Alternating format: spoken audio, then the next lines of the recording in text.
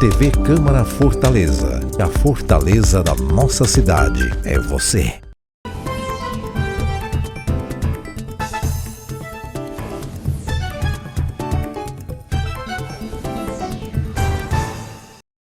Olá, seja muito bem-vindo ao Plenário da Cidade, o espaço de debate da TV Câmara Fortaleza, onde analisamos os principais acontecimentos e temas que impactam a vida da nossa cidade. Hoje, o assunto é balanço. Vamos conversar sobre os 100 primeiros dias da gestão do prefeito de Fortaleza, Evandro Leitão, e também sobre os 100 dias de atuação do presidente da Câmara Municipal, vereador Léo Couto. Nosso convidado é o cientista político Emanuel Freitas, que vai nos ajudar a entender os avanços, desafios e perspectivas desse início de governo e legislatura. Fique com a gente porque o Plenário da Cidade já está no ar. Eu começo agradecendo a sua presença, Emanuel, aqui em nosso programa. Eu que agradeço. Vamos então avaliar os primeiros passos da nova gestão do Executivo Municipal. Qual é a avaliação que se faz até o momento? Olha, o prefeito Evandro assumiu a prefeitura com um grande desafio que veio da eleição, que era o desafio da comunicação. Né? Assim, foram feitas várias críticas a ele por parte de jornalistas, de analistas e mesmo da classe política com relação à sua dificuldade de comunicação, e me parece que a preço de hoje ele tem resolvido esse problema, né? Tem investido bastante na comunicação, inclusive junto com o governo do estado, daquilo que são os seus feitos à frente da prefeitura nesses 4 primeiros meses. E aí o prefeito inaugurou seu mandato cumprindo aquela que talvez fosse a mais simbólica das suas promessas, que era a revogação da taxa do lixo. E nisso ele foi ajudado pela aprovação da população, né? Embora a Câmara Municipal tenha aprovado ali, durante o governo do Sarto, a taxa do lixo, a população não recebeu de bom tom, e qualquer candidato que propusesse a sua revogação teria o apoio de quase 100% da população. Então ele inicia o mandato cumprindo essa promessa, o que deu a ele uma certa folga com relação à oposição aqui na Câmara, né? E inicia o mandato, então, com uma boa notícia para a população. Depois, como não haveria de ser diferente, cada prefeito que assume um novo mandato costuma fazer aquela operação dos primeiros 100 dias. Se a gente lembrar lá mais atrás da Luiziane, a grande operação Fortaleza Bela, que tratava de limpar a cidade, que havia sido abandonada a limpeza urbana, limpar lagoas, etc. E o prefeito Evandro também tem feito isso, né, com essa operação de início da sua gestão, mas também me parece que o prefeito tem apostado em apontar problemas, sobretudo problemas orçamentários, que teriam sido herdados aí da gestão do ex-prefeito Sarto. Então é sempre um grande desafio um prefeito assumir, mesmo em especial quando é um prefeito de oposição. Mesmo o PDT e o PT tendo marchado junto parte considerável do governo, da temporalidade dos governos estaduais, e tendo rompido na eleição passada, então o PT, na verdade, assume como um discurso de oposição, mesmo aqui na Câmara, tendo parte do PDT, que era a base aliada do prefeito Sarto, compondo a base aliada do Evandro. Então, me parece assim, na comunicação, ele tem acertado em estar comunicando aquilo que tem sido feito, mas tem aí insistido ainda muito na ideia de uma certa herança maldita que haveria comprometido a dimensão orçamentária da prefeitura, das ações da prefeitura. Exatamente por isso o prefeito está aí pedindo alguns empréstimos para contar, inclusive contando com o apoio da Câmara Municipal, dos vereadores, para tentar insistir, né, assim, amarrar muito essa ideia de que os cofres da prefeitura não estavam bons. E por isso a necessidade aí de talvez não cumprir parte considerável de modo imediato daquilo que havia prometido ali durante a campanha. Mas também a gente não pode esquecer, o prefeito, apesar disso, o prefeito cuidou de fazer uma festividade de carnaval, de pré-carnaval e de pré-carnaval, da dimensão que a cidade de Fortaleza exigia, né? Nos últimos anos, nos últimos mandatos, sobretudo Luiziane, Roberto Cláudio e Sarto, a prefeitura passou a investir nessas festividades, o que é uma novidade, porque Fortaleza tradicionalmente não tem uma festividade de carnaval bastante movimentada, mas aí o prefeito Evandro decidiu manter essas festividades. Me parece que deu certo em termos de economia. Nos últimos anos, Fortaleza tem sido mais procurada pelos turistas durante essa época do carnaval, então me parece que esses aí são os balanços que a gente pode fazer de modo mais imediato acerca desse início de gestão Evandro. Emanuel, e como você analisa a condução política do prefeito Evandro e também o diálogo com a Câmara? Haja vista, como você mencionou, ele encaminhou aqui à casa projetos que pedem autorização para tomada de empréstimos, né? Então, exige aí uma condução, um diálogo, como é que você analisa nesse momento? Parte considerável da base aliada do ex-prefeito Sarto hoje é a base aliada do prefeito Evandro, né? Muito por conta das movimentações dentro do PSB e dentro do PDT. Por exemplo, o vice-presidente da Câmara, que é o deputado Adair Júnior, é um forte crítico do PT, inclusive do governo estadual, foi um forte nome da base aliada do prefeito Sarto e hoje está meio que convertido à base aliada do prefeito Evandro, embora mantenha as críticas ao PT. Né? Então, de certo modo, o Evandro conta com uma base folgada, né? Assim, uma quantidade considerável de vereadores que dá a ele uma certa folga para realizar algumas ações. Mesmo assim, na oposição, ele conta com nomes muito fortes que sabem fazer bastante barulho, sabem fazer uma mobilização muito intensa, sobretudo nas redes sociais. A gente pode destacar aqui a vereadora mais votada de Fortaleza, Priscila, a própria Bela Carmelo, que é estreante na Câmara, também uma pessoa com muita mobilização e muita presença nas redes sociais, vereador Julierme, vereador Jorge Pinheiro, que mobiliza aí a base da comunidade católica Shalom, vereador Márcio Mendes, que volta para a Câmara, né, um veterano aqui do parlamento. Então você tem nomes fortes da oposição que não deixam, vamos dizer assim, não deixam o prefeito ter uma certa tranquilidade, mas esses nomes fortes têm feito a sua crítica aqui na Câmara de modo a não trazer grandes problemas para o prefeito Evandro, né? O que eu tenho observado é que tanto a oposição como a situação, especialmente o PT, tem tratado muito de nacionalizar o cotidiano da Câmara. O que significa dizer o quê? Que os temas nacionais, agora mesmo o tema da anistia daqueles que foram condenados ou serão pelo 8 de janeiro, tem pautado aqui os discursos na Câmara. Então essa polarização Lula-Bolsonaro, PT-PL tem se feito muito presente aqui no dia a dia da Câmara Municipal, o que me parece aí desloca então uma certa atenção das ações da Prefeitura para as ações ou do governo do Estado ou da Presidência da República. Então parece que os vereadores mal assumiram e o clima então da eleição de 2026 já toma conta aqui do cotidiano. Mas me chamou a atenção também uma certa renovação no que diz respeito à faixa etária dos vereadores que assumiram agora em 2025. Né? Logo nos primeiros dias você tinha alguns vereadores madrugando aqui nos corredores da Câmara para protocolar, para serem os primeiros a protocolar projetos de lei ou projetos de indicação, prestando uma certa satisfação à população de que eram vereadores que estariam atentos e vigilantes, né? Não dormiriam nas suas casas, mas pelo contrário madrugariam aqui como tantos trabalhadores de Fortaleza o fazem, para mostrar-se assim como vereadores bastante ativos. E essa tem sido a dinâmica aqui da Câmara Municipal. Embora você tenha uma larga base aliada, mas isso não tem feito com que a Câmara fique meio que numa rotina, né, muito governista. Pelo contrário, os vereadores da base aliada têm tido um certo trabalho, pelo menos discursivo, de responder àquilo que são os ataques e as cobranças dos vereadores da oposição. Acho isso bastante positivo, né, porque mantém a dinâmica do parlamentar de estar aqui discussando, né, debatendo, confrontando as ideias que são expressas aqui.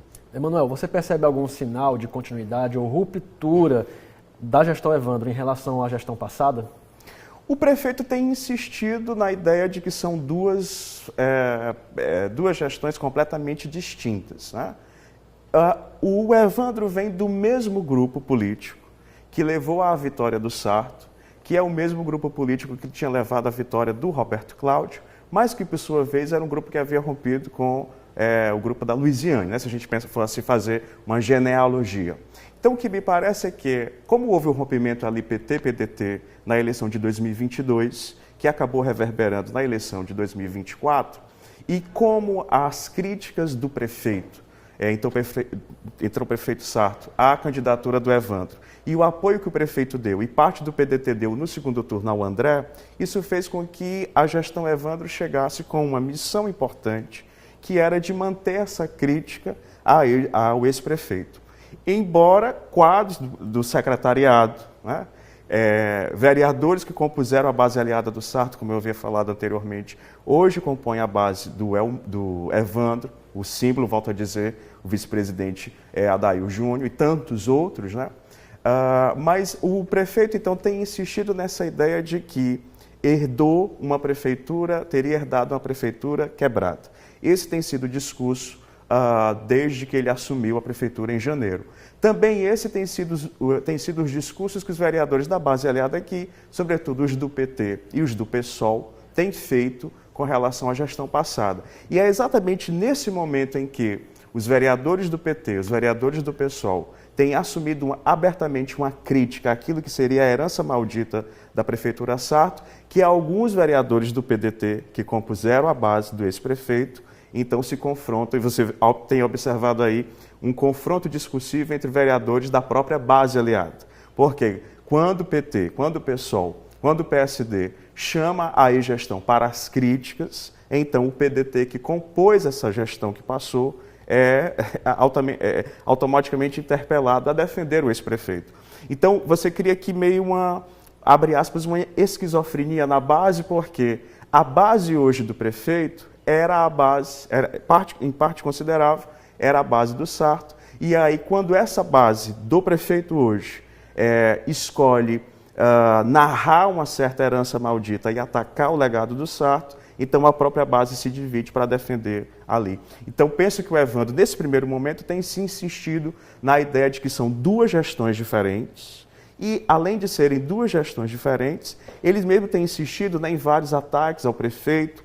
O prefeito tem respondido nas redes sociais, né, assim, aquilo que ele entende como sendo ataques e mentiras do prefeito Evandro. O próprio ex-prefeito de Fortaleza também tem comparecido a esse debate nas redes para defender o que seria o legado do PDT na cidade de Fortaleza. Então você observa aí esses movimentos a preço de hoje, de uma certa oposição entre a gestão Sarto e aquilo que se inicia como gestão Evandro, em muito como consequência daquilo que foi tanto a eleição de 22, onde esses grupos já começaram a se dividir, como também na própria eleição do ano passado. Muito se falou então nessa herança maldita, né, que o prefeito Evandro teria herdado da gestão anterior, sobretudo na parte orçamentária. Mas na sua avaliação, Emanuel, qual a área que seria hoje o principal desafio ou gargalo para que a gestão Evandro possa superar e dar as respostas à população? Olha, uma área diretamente sob a responsabilidade da prefeitura e que, inclusive, os parlamentares de oposição têm insistido em manter as críticas centradas nessa área, é a área da saúde. Se a gente pensar, durante o carnaval, por exemplo, as críticas da oposição é que o prefeito estaria gastando dinheiro com atrações, enquanto os postos de saúde estariam abandonados, sem remédios, sem dipironas, etc. Mais recentemente, por ocasião do aniversário da cidade de Fortaleza, também a oposição tem insistido nisso. Os postos de saúde estariam esvaziados, estariam sem remédios, campanhas de vacinação estariam sendo abandonadas, enfim. Então, penso que a área da saúde, que é interessante porque a Luiziane entregou o Hospital da Mulher, Roberto Cláudio entregou o novo JF, né, iniciou a obra. Então você tem esses prefeitos com um legado nessa área. E essa parece ser, apesar do Sarto ser médico, mas essa parece ser a principal área deficitária. Que aí, tanto hoje, a prefeitura como a oposição tem... A prefeitura tem dito que a saúde está ruim exatamente por conta dessa herança maldita. Ao passo que a oposição tem insistido nessa situação ruim da prefeitura como já uma responsabilidade do prefeito, senão por ter dado isso da gestão anterior, mas porque tem insistido em gastar dinheiro com outras áreas. Essa tem sido o discurso da oposição. Mas penso que também aí já não dá alçada direta da prefeitura, mas que a prefeitura exerce uma certa responsabilidade, que é a questão da segurança pública. Se a gente observa aqui os discursos na Câmara Municipal feitos pelos vereadores de oposição, você vê, vez ou outra, aí, a questão da segurança pública sendo tematizada.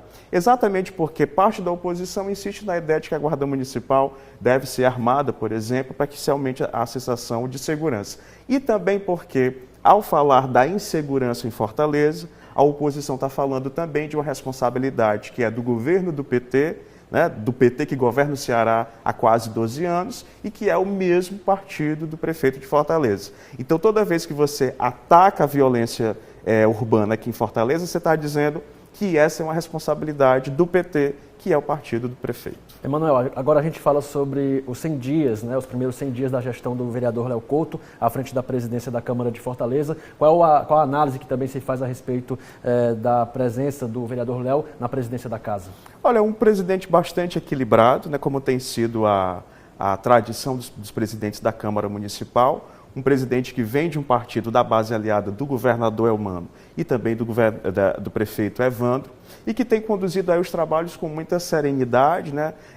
Tem conseguido manter um certo clima de funcionamento da Câmara, mesmo com os mais diversos matizes ideológicos que estão representados aqui, né? A gente pode dizer do PL ao PT, então ele consegue conversar muito bem com esses vereadores e dar a dinâmica necessária para o trabalho aqui na casa. Mesmo assim, e essa liderança acho que se expressa sobretudo aí nos momentos de muito confronto, já foram vários confrontos aqui pesados na Câmara Municipal entre vereadores, que inclusive tem tomado aí as notícias da imprensa, né? Mas me parece aí um homem que é muito próximo do prefeito, muito próximo do governador, mas que sabe dialogar. Inclusive, quando você vê algumas sessões da Câmara, você consegue ver vereadores de oposição fazendo elogios à condução dele. Então, acho que isso é importante, isso mostra que ele sabe trabalhar tanto com a base aliada, mas também ali com a oposição. E a Câmara também tem aberto as suas portas para a sociedade, como iniciativas, por exemplo, o Espaço Evoluir, o atendimento voltado para crianças com síndrome de Down e autismo, seguindo uma tendência de casas legislativas de oferecer serviços à população. Isso, o parlamento dos três poderes aquele sempre mais aberto às demandas da população, exatamente porque a razão de ser do parlamento é expressar e representar a pluralidade que existe na vida social. E isso é uma marca da Câmara. Se a gente mesmo observa de casa, a gente consegue ver aí várias sessões públicas, várias audiências de homenagens ou para tratar de assuntos que são do interesse da população. Você vê isso como uma constante aqui na Câmara Municipal, já como uma tradição, e que tem sido mantida aí sob a presidência do vereador Léo Couto. E os desafios para os próximos meses aqui na casa, quais seriam, na sua avaliação, tendo em vista aí essa movimentação política que você citou, a relação com o Executivo, as diferentes matizes ideológicas aqui na casa? Olha, eu acho que o grande desafio hoje, me parece, como cidadão, é que a Câmara, de fato, se ocupe operacional e discursivamente daquilo que são os problemas de Fortaleza, né? Eu ainda tenho observado aí, nesses primeiros meses, uma nacionalização e uma estadualização muito forte dos discursos e das preocupações dos vereadores.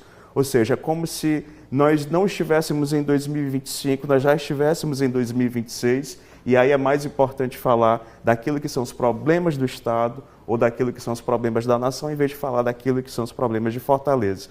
Então, acho que o grande desafio tanto a oposição como base aliada, entender que Fortaleza, em 2025, padece de uma série de necessidades, apresenta uma série de demandas que estão muito além daquilo que são as definições para a eleição do ano que vem.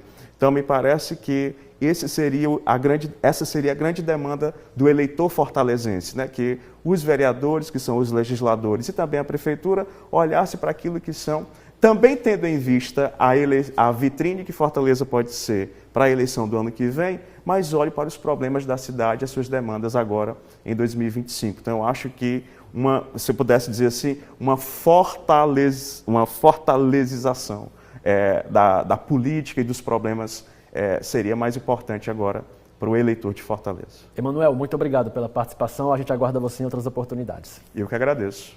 A gente agradece ao cientista político Emanuel Freitas por esse bate-papo tão esclarecedor e a você que nos acompanhou até aqui. O Plenário da Cidade fica por aqui, mas em breve estaremos de volta com mais debates e entrevistas sobre os temas que movem a nossa cidade.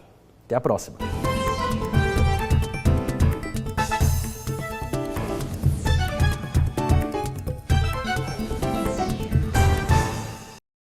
TV Câmara Fortaleza, a fortaleza da nossa cidade é você.